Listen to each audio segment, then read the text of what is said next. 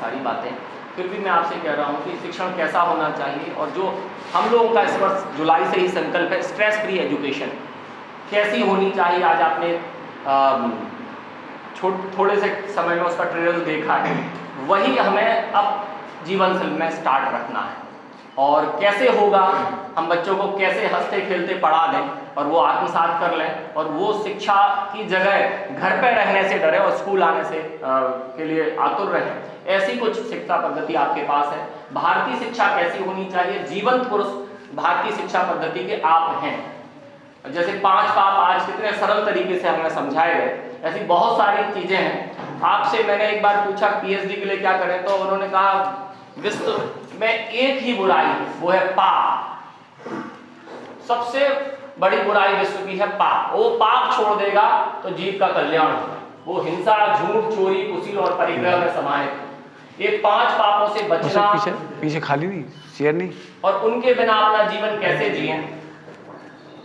जीवन कला के जीवंत उदाहरण आप हैं, और आपसे जो भी सीखा जाए, जिस बारे में सीखा जाए, आपने जैन शास्त्रों का अध्ययन तो किया ही है, भारतीय दर्शन का अध्ययन किया है, भारतीय संस्कृति का अध्ययन किया है,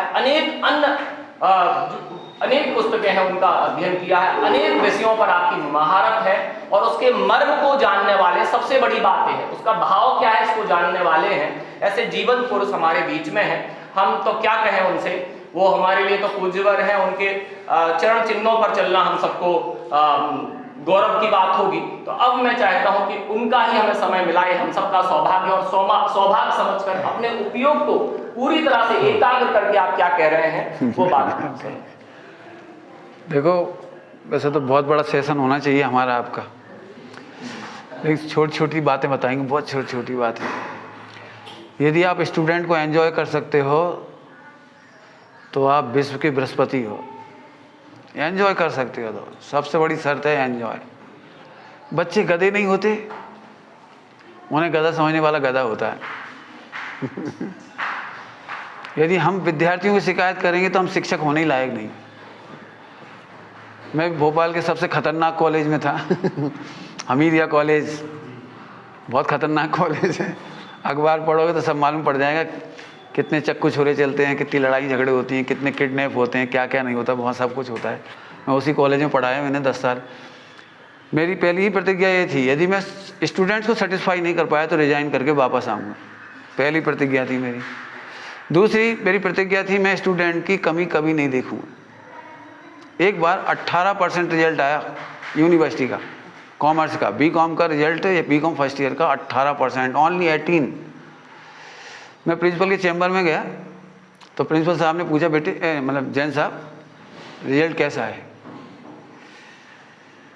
उन्हें तो पता ही था कैसा है, लेकिन उन्होंने मेरे से पूछा था रिजल्ट कैसा है। मैंने कहा सर आज मैं फेल हो गया। बोले क्या मतलब, तुम कैसे फेल हो गए। मैंने बोले सर हम सब टॉपर, अच्छे अच्छे स्टूडेंट्स से हम प्रोफेसर बने, हम बहुत बड़ी बड़ी परीक्षाएं देकर के यहाँ आए हैं कॉलेज में पढ़ाने के लिए। हमारे इतने सारे प्रोफेसर साथी बहुत टैलेंटेड हैं, क्रीम है, और हम सब मिलकर के भी 33% रिजल्ट नहीं निकाल पाए। इसका मतलब हम फेल हैं। विद्यार्थी फेल नहीं हुआ है, हम फेल हुए। बेटे बैठ जाओ, हो गया ये सब। समझ में आया आपको। मेरी सोच अलग है। आप मुझे पुअर से पुअर बच्चा दो, बच्चा पुअर होता ही नहीं है। यदि हम तुम्हारी हिंदुओं की भाषा में, बढ़िया भाषा में कहें तो वो भगवान की देन है।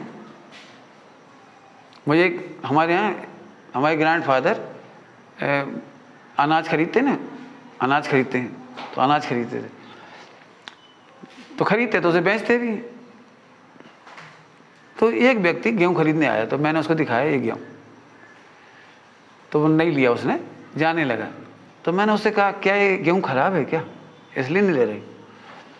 उसके बोल सुनने लायक थे। हो सकता है दुनिया की भाषा में वो अनपढ़ था।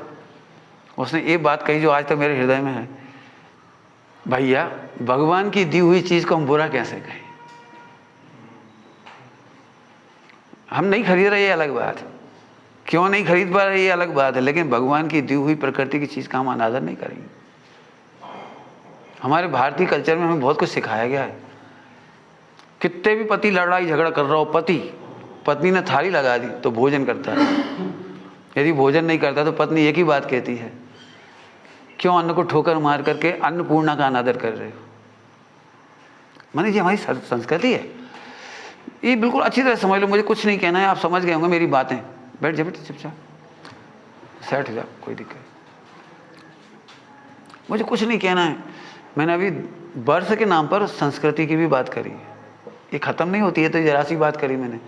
आज यदि पूरे देश में त्रासदी है तो संस्कृति के अभाव में।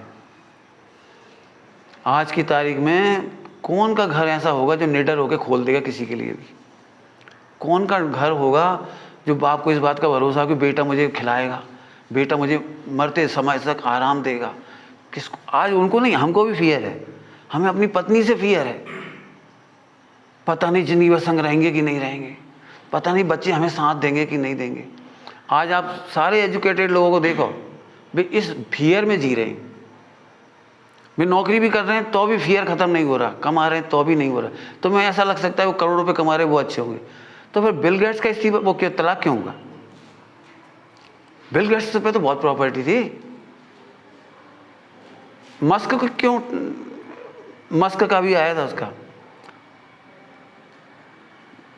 प्रकरण दूसरा है, उनके उसके लड़के ने लड़की बन गया वो, इसलिए वो चला गया। तो बोले ये प्लास्टिक सर्जरी नहीं है, ये हत्या है, मैंने अपना बेटा खो दिया। ये उन्हीं लोगों की बात है जो जिन्हें हम बहुत सुखी मान रहे हैं। आप कल्पना नहीं कर सकते एलन मस्क कितना दुखी है, बिल गेट्स कितना दुखी है, टाइगर वुड्स कितना दुखी है, ब्रिटनी स्पीयर्स कितनी दुखी थी, प्रिंस चार्ल्स कितना दुखी है, हैरी और विलियम प्रिंस चार्ल्स के बेटे लंदन में कितने भयंकर दुखी, आप कल्पना भी नहीं कर सकते। मैं एक की कहानी सुना सकता हूँ। फिर से समझिए, कभी ये मत सोचिए कि हमें जो मिला है वो कम मिला है। यदि आपको लग रहा है हमें शायद हम कुछ और होते, तो मैंने बड़े बड़े नाम ले दिए, उनसे बड़े शायद तुम नहीं हो पाओगे। हमारी संस्कृति सिखाती है जो मिला है उसे एंजॉय करो। जो ज्ञान दिया है भगवान ने बहुत अच्छा दिया है, जो स्वास्थ्य दिया है इसे बहुत अच्छा दिया है, ये टेंशन के लिए नहीं दिया हुआ है। हर आदमी टेंशन में है, और टेंशन होती है एक गंदगी से, वो है ओवर एक्सपेक्टेशन। एक ही शब्द है, ओवर एक्सपेक्टेशन। पति पत्नी में इसलिए सेटिस्फैक्शन नहीं है कि दोनों में से कोई ना कोई और एक्सपेक्ट कर रहा है। हर आदमी दुखी है भयंकर। तो सुखी होने की पहली विधि ये हो गई, जो मिला है हमें, जो भी बच्चे मिले हैं उनमें एंजॉय करना है, हमें जो स्टाफ मिला है उनमें एंजॉय करना है, हमें जो बिल्डिंग मिली उसमें एंजॉय करना है, जिस गांव में जन्मे हमें उसमें एंजॉय करना है, एंजॉय करना है हमको। अमेरिका में गुलामी हो रही है, मैंने बता दिया थोड़े सारे करके। जापान में सबसे ज़्यादा आत्महत्या हो रही है, 100% पढ़े लिखे लोग हैं वहाँ, टेक्नोलॉजी में नंबर 1 है, सबसे ज़्यादा सुसाइड वहाँ हो रहा है। सबसे ज़्यादा डिप्रेशन ब्रिटेन में है, इंग्लैंड में सबसे ज़्यादा है।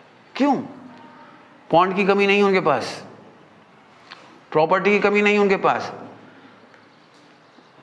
जिंदगी के सुनहरे लम्हों में पति बदलना या पत्नी बदलना कितना अच्छा लगता है, उसी वजह से वो डिप्रेशन है। 25-50 लाइफ पार्टनर बदल चुके हैं, 50-60 के बाद जब कोई दम नहीं रही, अब कोई पार्टनर नहीं, कोई विश्वास नहीं, कोई विश्वसनीय साथी नहीं है जिससे हम शेयर कर सकें। आप देख लीजिए वहाँ पर इसी कल्चर को हम अच्छा समझते हैं। आज से शादी कर लेंगे, कल उसके साथ लिव इन में रह लेंगे, कल उससे ब्रेकअप हो गया जी, हो क्या गया। अब थोड़े में हमें बहुत कुछ बच्चों को ये सिखाना है। यदि आपने ये सिखाया तो आप राम की पूजा कर रहे हैं, आप देश की सेवा कर रहे हैं। मैंने देश सेवा का अर्थ ये बताया। यदि हमारा देश का टैलेंट विदेश चला जाता है तो गद्दार है। आपके माँ बाप ने आपको जन्म दिया है, संस्कृति दी है, सभ्यता दी है, स्वास्थ्य दिया है, सब कुछ दिया है, जो दे सकते थे उन्होंने दिया है। हम यदि उन्हें छोड़ के जाते हैं तो हमसे बड़ा गद्दार कोई नहीं होगा। मैं नहीं समझता हूँ कि भगवान की ये भक्ति है। थोड़े में कह दिया, अब वापस आ जाओ अपन थोड़ा सा, इन विषय में तो इमोशनल हो जाएंगे। एक्सपेक्टेशन कैसे छोड़ी जाए इस पर चर्चा बहुत होनी चाहिए, नंबर 1। नंबर 2, बच्चों को कैसे समझें। यदि आपको अपना पढ़ाना भार लगता है तो आप बच्चों को कभी नहीं समझ सकते। पढ़ाना भार नहीं है। आप एक छोटा सा एग्जाम्पल ही दे रहा हूँ। आपके यहाँ कौन सी क्लास में, छोटे क्लास में, नर्सरी कक्षा 1 2 3? 6th है।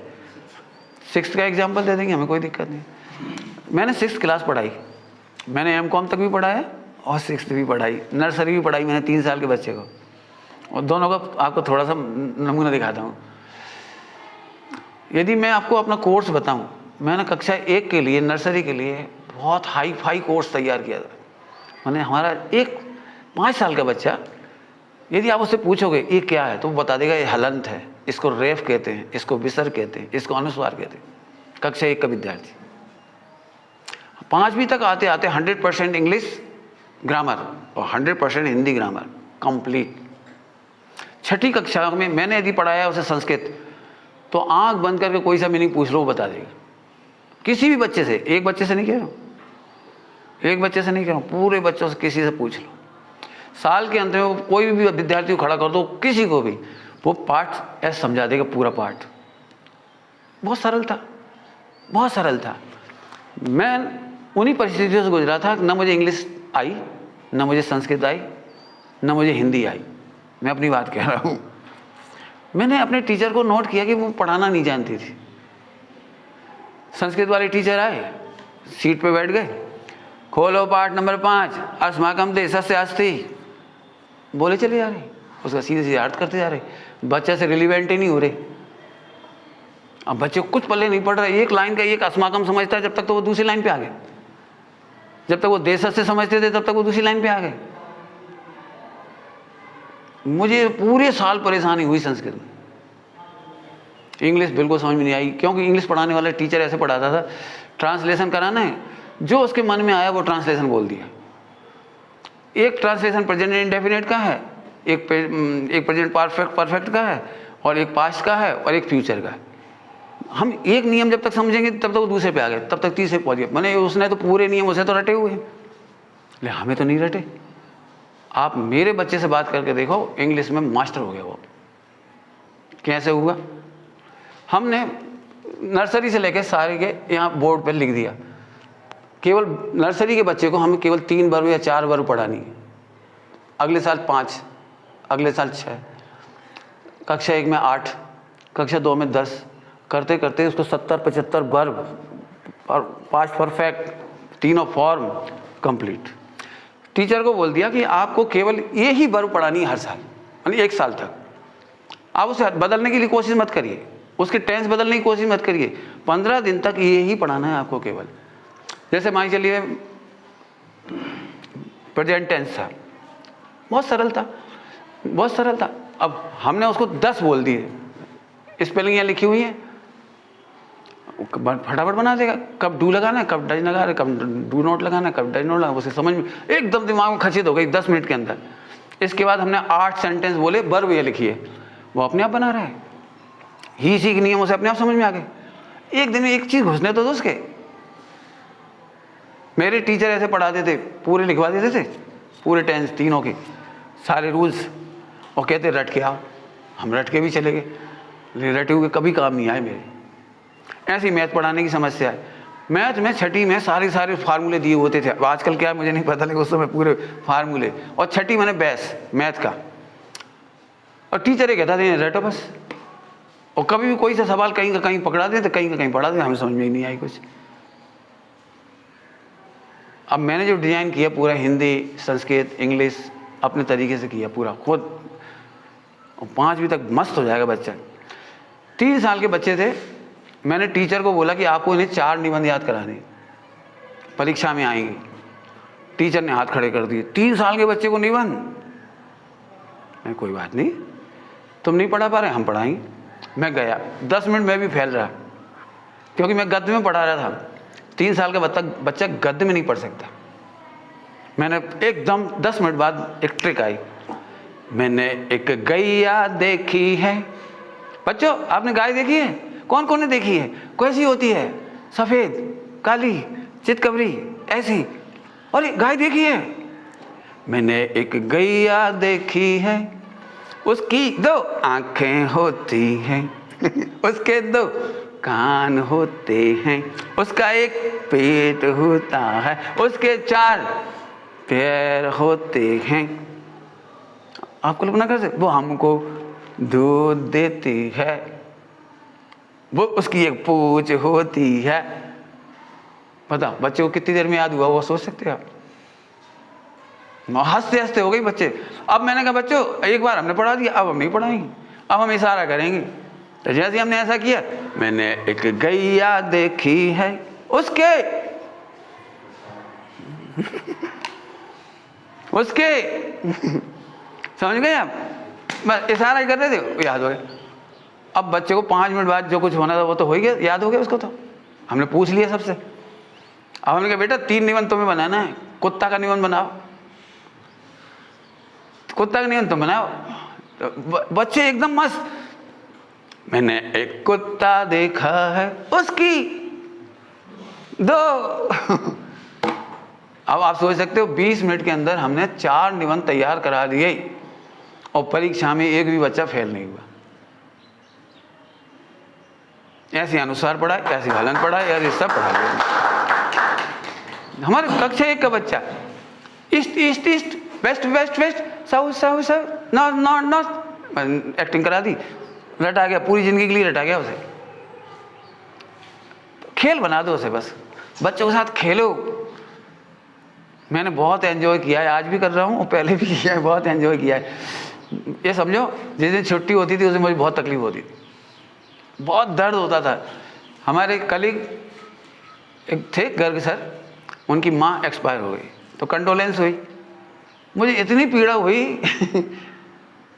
कि तो मैं प्रिंसिपल के पास गया, मुझे सर स्टूडेंट्स भी आ गए सारे सारे और मैं भी आया हूँ और सब्जेक्ट भी करना है और मैं रेडी हूँ, बच्चे रेडी हैं, यदि आप अनुमति दें तो क्या मैं पढ़ाकर श्रद्धांजलि नहीं दे सकता? तो प्रिंसिपल बोले ओके। हालांकि मेरे कलीग थे, मेरे साथ रहते उठते बैठते, तो भी मैंने कंडोलेंस छोड़ करके उस दिन मैंने क्लास ली भोपाल में। मैंने संडे को क्लास ली स्पेशल। मैंने सब बच्चों से कहा था बेटा ये मेरे लिए शर्मनाक हो गया, यदि तुम ट्यूशन करोगे तो तुम मेरे पास आओ, जहाँ तुम्हें कमी है मैं उस दिन पढ़ाऊँगा आपको, एंजॉय करो एंजॉय। आज मैं सच कहता हूँ, एंजॉय करने की हो सकता है आज आपको कीमत ना लगे, लेकिन यही बच्चे जब बड़े होंगे ये तुम्हारी बहुत बड़ी प्रॉपर्टी होंगे, उन्हें पता लगेगा, वो आपको नहीं छोड़ेंगे। 92 में बाबरी मस्जिद गिरी थी और जितना आज़ादी के समय कर्फ्यू नहीं लगा हमारे भोपाल में, वो उस समय लगा था 1.5 महीने का कर्फ्यू। इतना आज़ादी के समय भी भारत पाकिस्तान के विभाजन में नहीं लगा था, इतना बड़ा कर्फ्यू लगा। मुझे और सब बात तो ठीक है, लेकिन जिस बात पे मुझे कहना है वो सुनने लायक। मेरे कॉलेज का नाम था हमीदिया कॉलेज, यूनिवर्सिटी थी बरकतुल्ला, मेरे डीन थे MI खान समझ गए होगे मेरे स्टूडेंट मैक्सिमम थे मुसलमान, लेकिन उन लोगों ने आकर के मेरे पास आ गए, सर आप सेफ हैं, हमें बहुत चिंता थी आपकी, क्योंकि आप जिस बस्ती में रहते हैं वो मुस्लिम बस्ती थी और बहुत दंगे हुए हैं, हमें आपकी चिंता थी। आप सही मायना उस समय मुझे कितना अच्छा लगा होगा, कितना बढ़िया लगा होगा, ये बहुत बड़ी प्रॉस्पेरिटी बन जाएगी आपकी, पढ़ाने में इंटरेस्ट लो। मैं खुद कह रहा हूँ ये बात, जो अच्छा नहीं पढ़ाना जानते या नहीं पढ़ाना चाहते या एंजॉय नहीं करते, सरल भाषा में कहीं एंजॉय नहीं करना चाहते, उनका सिर दर्द होता है। 50% टाइम इस बात में, ए उधर क्या देख रहे, अपनी किताब में देखो, ए तुम क्या कर रहे, हटो तुम, चिल्लाने में टाइम जाता है।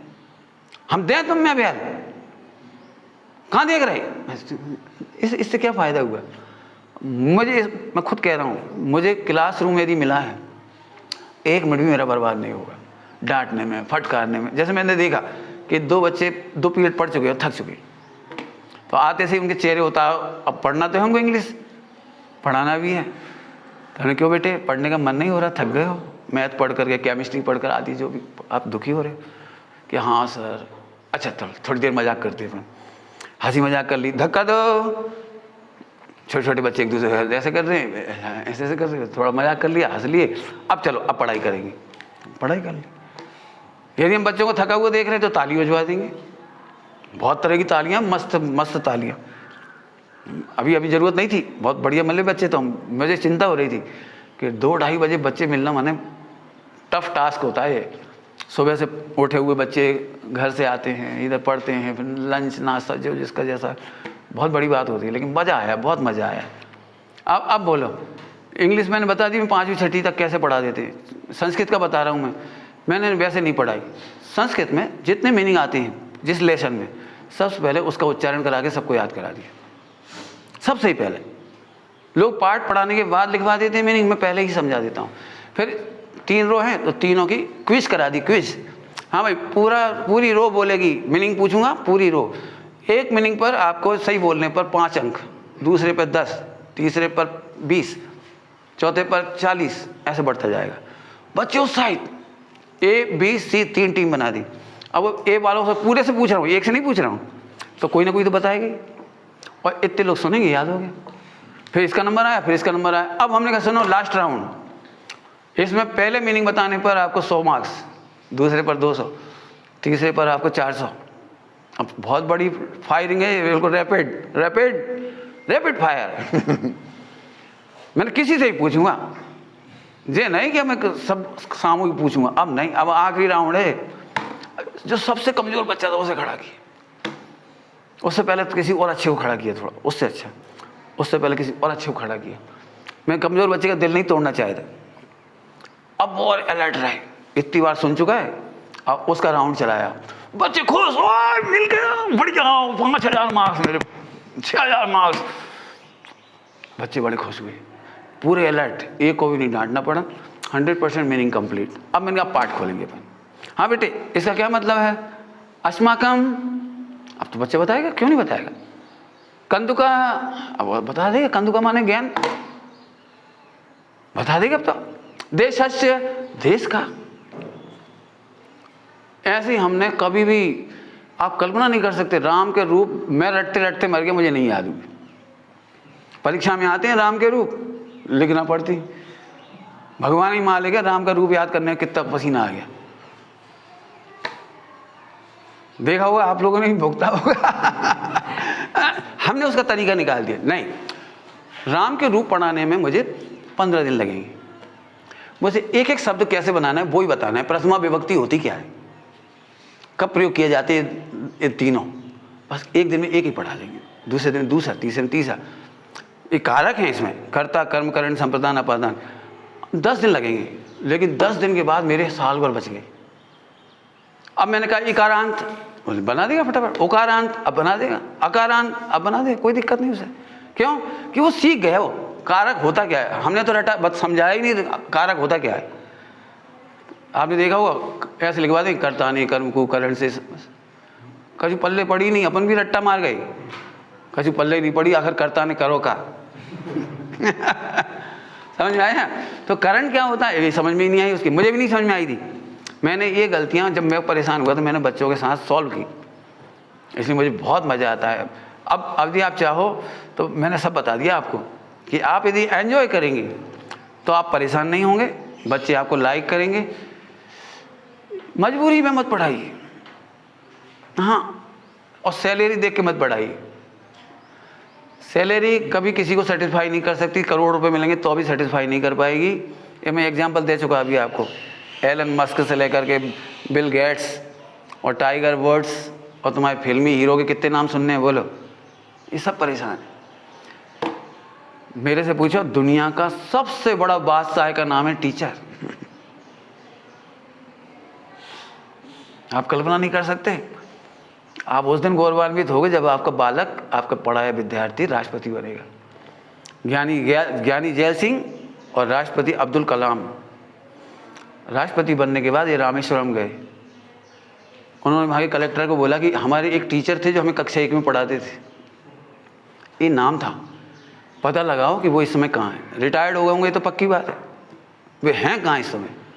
उन्होंने पता लगाया। ऐसे ज्ञानी जैल सिंह अपने पंजाब गए, हरियाणा पंजाब, ज्ञानी जैल सिंह थे जब, उनने खबर लगवाई। आप कल्पना नहीं कर सकते, 90-100 साल के बुजुर्ग शिक्षक खटिया पे बैठे थे, ऐसे दुबले पतले खटिया बैठे, चश्मा लगो सब, ऐसे एकदम गाड़ी उतरी, राष्ट्रपति आए, पैर छू लिए। दादा सर आपको याद है, ज्ञानू, मैं आपका ज्ञानू। अरे बेटा तुम, हाँ मालूम तो पड़ गया बेटा तुम राष्ट्रपति बन गए थे, लेकिन हमें को जान दे, शिक्षक को कौन जान दे, राष्ट्रपति से मिलने तो हम गए ही नहीं। हाथ पकड़ के ले गए, लाठी से सहित ले गए। ऐसे राष्ट्रपति अब्दुल कलाम ले गए, मंच पे ला करके उनका पर चरण छुए और सबने जब तालियां बजाई। मैं समझता हूँ ये वर्ल्ड कप जीतने से भी बड़ा दिन था उस शिक्षक का। एक बात अच्छी तरह समझ लो, धन नहीं, आत्मसंतोष विश्व का सबसे बड़ा धन है। ये मिलता है, इसका कोई अलग आनंद है, कोई अलग आनंद है। एक बात कहूँगा आपको बहुत जोरदार, पूछ और कोई तकलीफ हो तो पूछना भी। यदि मेरे पास चौक होती तो मैं एक दिखाता। समझ लीजिए एक सूरज है, समझ गए? है सर? हाँ है। समझ लीजिए एक सूरज है, इसकी एक किरण का नाम है चपरासी। ये टीचर है हमारा, ये हमारा शिक्षक है, ये हमारा शिक्षक है। इसकी एक किरण का नाम यदि चपरासी है तो इसकी एक किरण का नाम राष्ट्रपति है, इसकी एक किरण का नाम सॉफ्टवेयर इंजीनियर है, इसका एक व्यक्ति का नाम सीए है, इसका एक किरण का नाम चपरासी वो राष्ट्रपति है, प्रधानमंत्री है। इतना सौभाग्य किसी को नहीं मिलता। विश्व में बृहस्पति को पूजा करते हो? बृहस्पति समझते हो? मेरे से पूछो कितना आनंद आता है मुझे। डॉक्टर का इतना दुर्भाग्य, हंसने वाला मरीज कभी नहीं आता। डॉक्टर साहब सुबह से शाम तक रोतों की शक्ल देखो। वकील साहब बहुत फंस गए, जल्दी करा जी।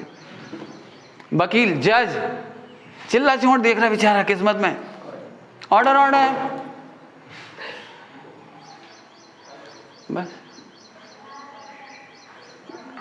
सीए, भैया हमारी फाइल कहीं टैक्स मैक्स चोरी करवा दो यार, रिश्वत देके हमारा काम करवा दे। बैंक, दुनिया में किसी को भी हंसते मुस्कुराते चेहरे नहीं मिलते, और शिक्षक वो व्यक्ति होता है जिसके गुलशन में रोज नए फूल खिलते हैं, रोज नए फूल खिलते हैं। मैं सच कहता हूँ, यदि मैं ब्रह्मचर्य नहीं भी लेता ना तो मैं इस बच्चों की दुनिया में होता है। मुझे बच्चों की दुनिया अच्छी लगती है। क्यों लगती है? लगती है बस। आप समझ गए होंगे आप में। मैंने 3 साल के बच्चे से लेकर के 20 साल तक के स्टूडेंट को कॉलेज में फेस किया हुआ है, खूब एंजॉय किया है। इसे टेंशन मत लो। यदि आपको लगता है पैसा तो कभी किसी को सेटिस्फाई नहीं कर पाएगा, अभी भी नहीं कर पाएगा, पहले भी नहीं कर पाएगा, भविष्य में भी नहीं कर पाएगा। लेकिन हाँ, विश्व में जिस किसी को कुछ नहीं मिलता वो होता है आत्मसंतोष। मैंने अभी सब बताया आपके सामने। मुझे ये राष्ट्र की सबसे बड़ी सेवा लगती है। अभी तक नहीं सोचा होगा कि राष्ट्र के गद्दार लोग हैं पूरे देश में, कितने लोग। मैंने शुरू में कहा था मुझे गद्दार ही गद्दार दिखाई दे रहे हैं। कोशिश है, मुझे बहुत खुशी है। मैंने जब नौकरी छोड़ी थी तो मेरी मैडम थी, प्रिंसिपल मैडम, बोले तुम नौकरी छोड़ रहे, मुझे बहुत दुख है। बोले क्यों? वैसे तो अच्छे प्रोफेसर नहीं हो, तुम अच्छे हो तो तुम छोड़ के जा रहे हो।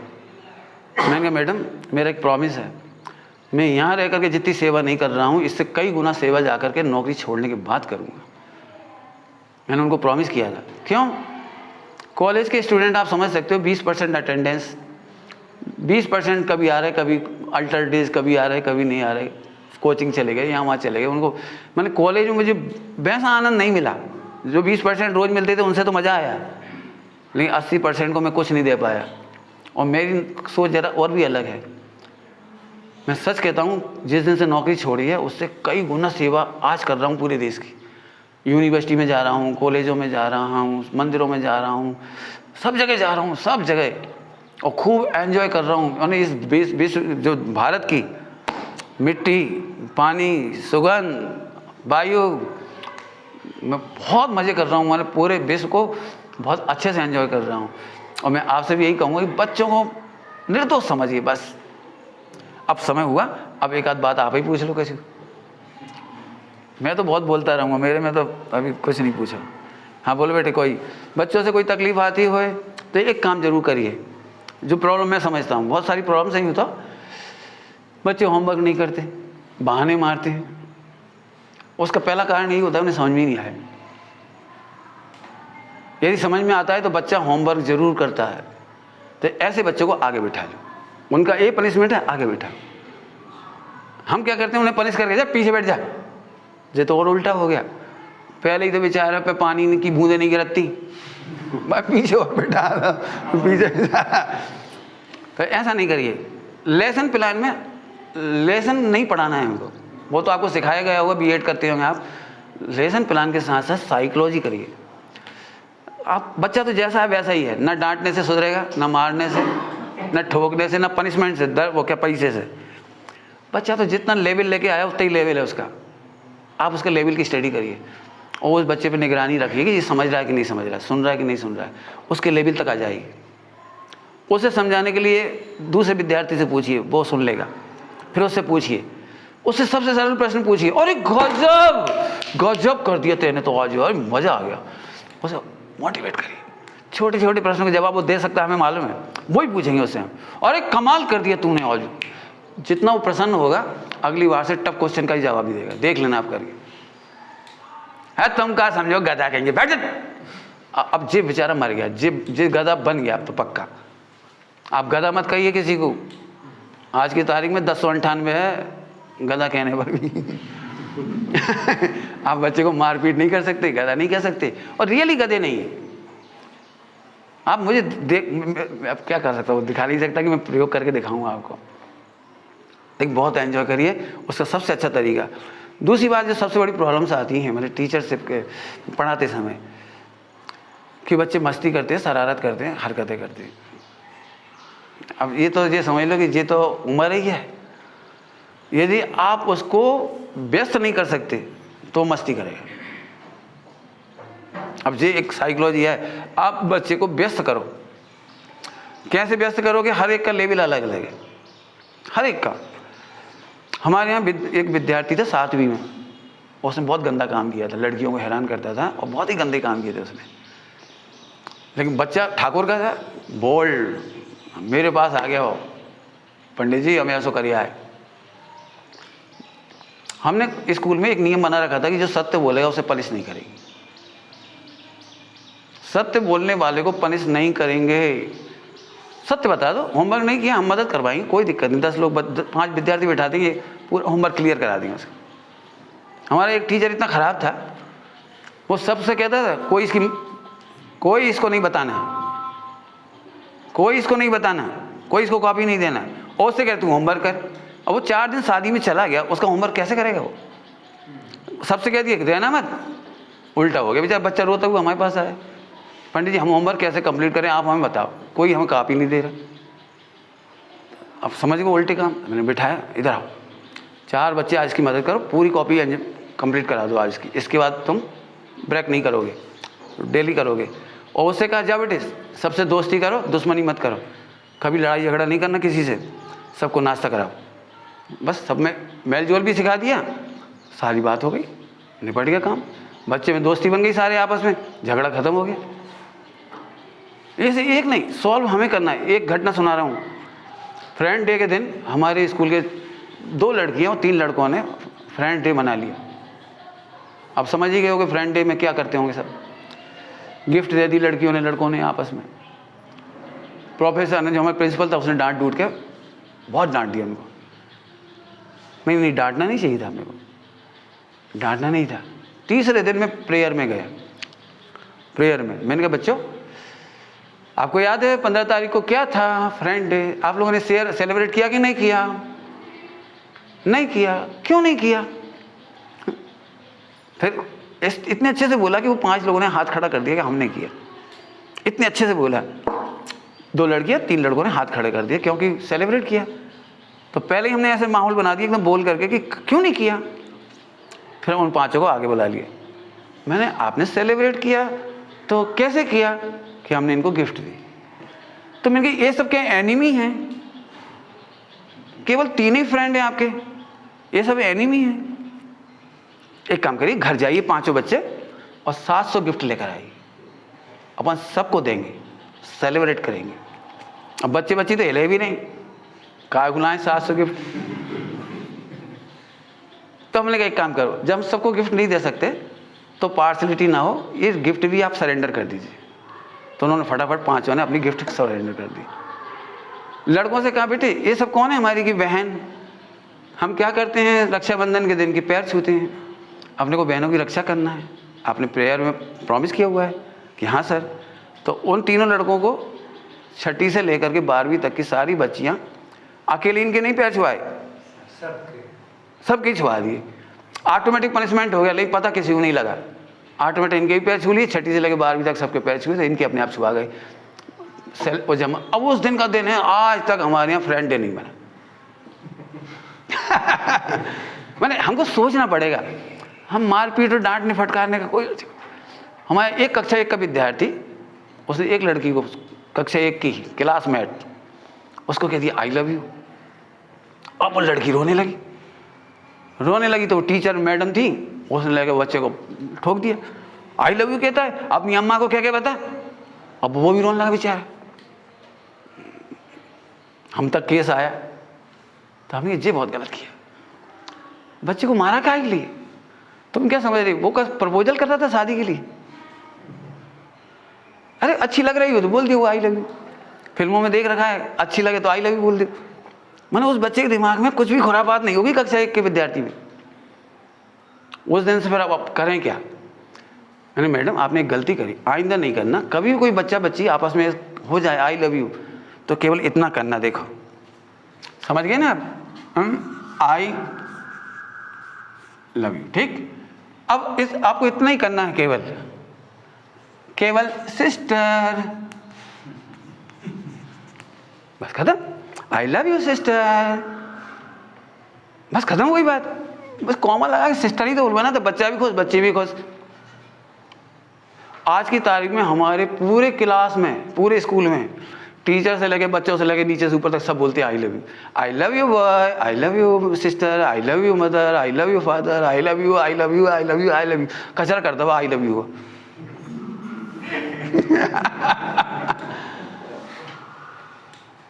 हमने बच्चों की कॉपी देखी, कुछ पढ़ा रहा था तो उनकी कॉपी चेक करने लगे ऐसे खड़े खड़े, तो उसमें एक लड़का प्लस एक लड़की का नाम, मैंने लिख लेते हैं बच्चे किसी लड़की के साथ। तो हमने कुछ नहीं कहा उससे, पता ही नहीं लगने दिया उसे कुछ। हमने कहा बेटे आज अपन पेरेंट्स को एक लेटर लिखेंगे, पेरेंट्स को एक लेटर लिखेंगे, और लेटर पढ़ना सिखाया, एक एक वर्ड का मीनिंग बताया, करते करते करते आखिरी में आया I love you, love to mother, love to elders, love to sister, आदि आदि सबसे आगे। और लव कहते थे बच्चे ऐसे करने लगे 6ठी 7वीं की। मैंने क्यों, लव बुरी चीज़ है क्या। आई love you mother, I love you father, बोलो जोर शोर से। लव को ख़त्म ही कर दिया। अब फिल्मों में आपने देखा होगा लव बोलना बंदे से, और वहाँ सुनते से करंट लगता है। हमने वो करंट ख़त्म कर दी। बस ये ही है हमारी शिक्षा जगत। जो चीज़ एब नॉर्मल हो रही है उसे नॉर्मल कर दो, और इतना अच्छा कर दो कि वो नॉर्मल टेम्परेचर पे आ जाए। अब ऐसे तो कितनी सारी बातें हो जाएंगी। एक हमारा टीचर अच्छा नहीं था, वार्डन अच्छा नहीं था, तू तड़ाक बोलता था बच्चों से, अरे इधर आ जा, एक नीम की दातुन तोड़ लिया, हराम खोर, ऐसा वैसा मैं चिल्ला चोट करता। मुझे बहुत बुरा लगता है, मैं कभी नहीं बोला बच्चों से ऐसे। हमारे कॉलेज में भी पिटाई इसलिए हो जाती प्रोफेसरों की कि वो कभी ऐसा बोल जाते हैं, क्या कर रहा है रे, बच्चे नहीं अच्छा लगता उनको। मैंने उस बच्चे को, अब उसने कहा तो वो बच्चा गया नीम की दातुन तोड़ लाया और लेटरिन के कमोड में डाल के, और फिर पेशाब करके यूरिन करके, और फिर नल के नीचे धो के ले आओ। अब टीचर भाई दातुन करता ही फिर आराम से, और वो बच्चा को तो वर्ल्ड कप जीत गया वो। उसकी तो खुशी नहीं समा रही, और खुशी नहीं समाती तो वो तो एक दोस्त को बता दिया। अब 1 से 2, 2 से 4 जासूस होते ही कोई ना कोई, और टीचर तक पहुंच गया। अब टीचर को जो कुछ हुआ होगा समझ लिया, टीचर को तो जो हुआ होगा, बस वॉमिटिंग ही नहीं हो रही होगी, काम कहाँ हो रहा होगी बेचारा। फिर तो इतनी गुस्सा आई, उसने धुनाई करी, उसे निकलवा दिया स्कूल से ये और वो। मैं आप सबको इसलिए कह रहा हूँ, विश्व में प्रेम एक ऐसा धन है जिसे पूरा विश्व खरीद सकते हो। विश्वास ऐसा धन है पूरा विश्व को अपना बना सकते हो। बस इतना ही 2 काम करो, आपकी दुनिया में कभी टेंशन नहीं होगी, कभी तनाव नहीं होगा। नेहरू जी हमेशा एक बात कहते थे, मैं बच्चों के बीच में रहता हूँ तो मुझे पता ही नहीं लगता कि मैं वृद्ध हुआ ही नहीं हूँ, मेरी वृद्धावस्था का मुझे पता नहीं लगता है। आप भी बस खूब एंजॉय करो। कैसे करोगे? रोज़ नई नई प्रॉब्लम्स आती है, नए नए तरीके से आती है, लेकिन हम शिक्षक हैं इसलिए। आप चाणक्य हैं, पूरा देश बदल डाला, उसको भगा दिया सिकंदर को चाणक्य ने देश में कैसे शिक्षा प्रणाली होनी चाहिए वो बता दी उसने बहुत कुछ। अभी आप चाणक्य हैं, अभी पूरा नहीं बनाया मैंने जी। दुनिया में जो भी चमक है वो एक शिक्षक की चमक है। और इससे आप आनंद कर सकते तो करो। फिर कह रहे हैं, अंतिम बात, एक बात कह के छुट्टी करता हूं, बता नहीं पाऊंगा सारी बातें, तो 2 शब्द सुने होंगे, प्रॉपर्टी एंड प्रॉस्पेरिटी। सुने होंगे, प्रॉपर्टी और प्रॉस्पेरिटी। प्रॉपर्टी से अनंत गुना प्रॉस्पेरिटी होती है, वो इमॉर्टल होती है, अमूर्तिक होती है, हम उसे समझते ही नहीं। जिसको हम कहते हैं ना बनिया, बाप बड़ो ना भैया, बस यही है सबसे बड़ी गड़बड़ चीज़। पैसा प्रॉपर्टी हो सकती है, प्रॉस्पेरिटी नहीं हो सकती। पैसे से आपने सुना होगा पैसे से रोटी ला सकते हो, पचा नहीं सकते। लेकिन पैसे से पत्नी आ जाएगी लेकिन प्रेम नहीं पा सकोगे। पैसा से बिस्तर मिल जाए लेकिन नींद नहीं आएगी। ये नींद आना प्रॉस्पेरिटी है, विश्वास मिल जाना प्रॉस्पेरिटी है, आपसी तालमेल बना रहना, विश्वास जागना कि हम पूरे देश में सुरक्षित हैं, हमारी पत्नी सुरक्षित है, हमारे बच्चे सुरक्षित हैं, ये प्रॉस्पेरिटी है। अभी हम प्रॉस्पेरिटी की बात करके आए बच्चों से, और प्रॉपर्टी में लात मारना सिखा के आए। अमेरिका नहीं जाना है, नहीं कर पाएंगे, ये मैं भी जानता हूँ, बहुत कठिन काम है, वो तपस्या है बहुत बड़ी। लेकिन एक बार उनके दिमाग में बीज तो बो ही दिया। एक थानेदार और 1 लाख चोर, इतने का तो मज़ा उन्हें आ ही गया। ठीक है, चलिए कुछ पूछो एक आध तो ठीक है, नहीं तो अपन चलते हैं, टाइम हो गया है, काफ़ी समय लिया आप भी घर जाने के लिए। मेरी बातें कभी ख़त्म नहीं होगी, मुझे बहुत मज़े लिए, मैंने ज़िंदगी में एजुकेशन को बहुत एंजॉय किया है। सर, हाँ बोलो। थोड़ा बच्चों से रिलेटिव नहीं लेकिन खुद से रिलेटिव। हाँ, आदरणीय, आपने जो मौका दिया उसके लिए आपका मैं आभारी हूँ और आपके चरणों में सत सत वंदन करता हूँ। तो सर थोड़ा सा आदरणीय, कभी ऐसा वक्त भी आता है कि जब अपन से कोई कह दे तो उसने तो कह दिया, उसको तो आनंद आ गया, लेकिन अपन जब उससे जब तक ना कह पाए तब तक अपने मन में तो टीस बनी रहती है। तो उस टीस को समाप्त कैसे करें? इसकी बहुत बड़ी चैन है, जो आपका क्वेश्चन है ना, इन सब का भी है। मैंने पहले ही कहा, प्रॉस्पेरिटी की कमी ही दुख है। यदि आपको अपने, देखो एक सरल दृष्टांत देता हूँ, प्रॉस्पेरिटी का एक दृष्टांत देता हूँ। हमें से कौन ऐसा होगा जिसकी माँ ने नहीं कहा होगा टांग तोड़ दें, मार डालें, आग लगा दें? मैं नहीं समझता हूँ किसी की माँ ने नहीं कहा हो, सबने कहा है, गधा ढोर सब कुछ कहा होगा। लेकिन हम दोनों के बीच में, माँ के बीच में, हमारे बीच में एक प्रॉस्पेरिटी थी, एक विश्वास था कि माँ मेरी टांग नहीं तोड़ सकती। माँ यदि मेरे हित में कह रही और कुछ नहीं है तो हितैषी की बात बुरी नहीं लगती। सबसे बड़ी तकलीफ यह है कि हमें अपनी पत्नी पर इतना विश्वास नहीं कि यदि वो चिल्ला रही है तो सही चिल्ला रही है। आज बच्चे चिल्ला रहे हैं तो सही चिल्ला रहे हैं, हमें लगता ही नहीं बच्चे सही चिल्ला रहे हैं। मैं एक बहुत बड़ा लेक्चर देता हूँ हमेशा, क्रोध मैनेजमेंट लेक्चर है मेरा इस पर, क्रोध मैनेजमेंट। बताओ हम में से कौन कौन व्यक्ति अपने स्टूडेंट्स को क्रोध करने का अवसर देना चाहता है, मौका देना चाहता है? कौन है अपनी पत्नी से कहे कि तुम गुस्सा कर सकती हो? तुम कौन कह सकता है कि अपने कर्मचारियों से कि तुम हमारे ऊपर गुस्सा कर सकते हो? क्यों नहीं करेगा वो गुस्सा? हमारी इतनी गंदी आदत है, या तो फुल स्टॉप या नॉन स्टॉप। जल्दी समझ गए? नहीं, क्या तो फुल स्टॉप, ए गुस्सा करी तो हाँ, आंख निकाली तो, घर में देखा होगा आपने, आंख निकाली हाँ, आंख फोड़ दें। यानी हमारे माता पिता में क्रोध करने का मौका नहीं देते।